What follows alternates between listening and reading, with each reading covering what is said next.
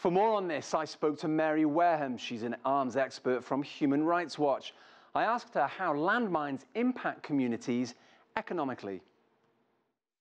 Sometimes infrastructure has been mined. In Mozambique, for example, they were mining around the power pylons, which made it difficult to restart the electricity system after the conflict ended. So there's different items that are mined, and there's a kind of a ranking system of priority that are given by the mine clearance organizations when they go in to clear, because everybody wants their land cleared as quickly as possible. But the priorities seem to be residential areas and major infrastructure, and then agricultural land, and then the hillsides and the nature areas. It maybe sounds a bit cynical to talk about cost-benefit when we talk about mine clearance, but I've seen some studies that suggest that perhaps mine clearance isn't the best use of resources, and it might be better to potentially relocate people from those areas. Is that viable in your opinion? Relocate them?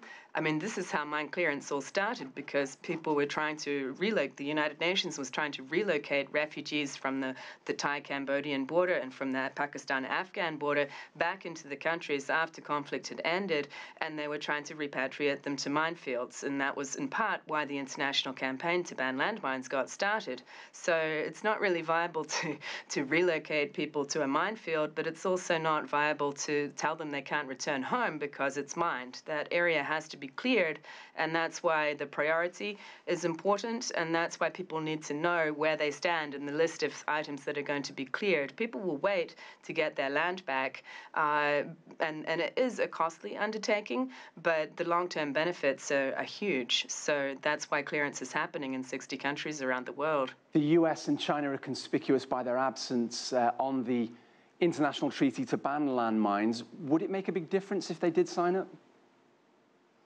Yes, I mean, we need to have China, Russia, the United States. Those are the big three that remain outside of the mine ban treaty. And there are others as well. About 24 countries still have not joined. We see mostly good adherence from them, no. We haven't seen any new use of anti-personnel landmines by any of those states in recent years. But we work every day to talk to them, and that's why I'm here in Geneva this week talking to them at the United Nations about what they're doing to join the treaty.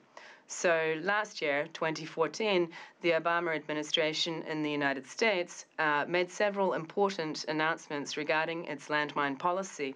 The United States has not exported anti-personnel mines since 1991. What the Obama administration announced was an end to U.S. production of anti-personnel mines, that the U.S. would no longer acquire mines, and that it would be destroying its stockpile of mines. The U.S. also made an announcement about use of anti-personnel mines, saying that its forces would not use these weapons anywhere in the world, with the exception of Korea. Is that acceptable, in your opinion, for the U.S. to effectively make an exception for this part of the world? It's about the United States keeping the option open of using anti-personnel mines if the North Korean side were to invade and head towards Seoul. Part of the battle plan for the defense of South Korea involves the use of landmines by South Korean forces, but the United States would be part of that operation, and therefore it would be part of the use of those mines. So we don't really buy it. It's been an excuse that has been made for the past 2 decades, but we do see the military, the Pentagon, working hard to try and overcome this, looking at alternatives. They've spent more than $1 billion looking into alternatives to anti-personnel landmines, and in the DMZ, in North Korea, South Korea, there's plenty of other weapon systems that can be used instead of the lowly anti-personnel mine. There was an incident this year where 2 South Korean soldiers were blown up by newly laid anti-personnel mines in the DMZ, and South Korea conducted an investigation with the US and determined that the North Korean side had laid those mines, and everybody was very upset about it. I was surprised, because this is the most heavily mined area in the world, so putting a couple more in there, you'd think that these countries that haven't joined the treaty, would not have a problem with that, but everybody was very upset that new landmines had been laid in the DMZ. Is that the point, though, that if the other side are using anti-personnel mines, then the US has a justification to help an ally? We don't see the US using anti-personnel mines at the moment. The last known use that we've seen by the US is back in 1991.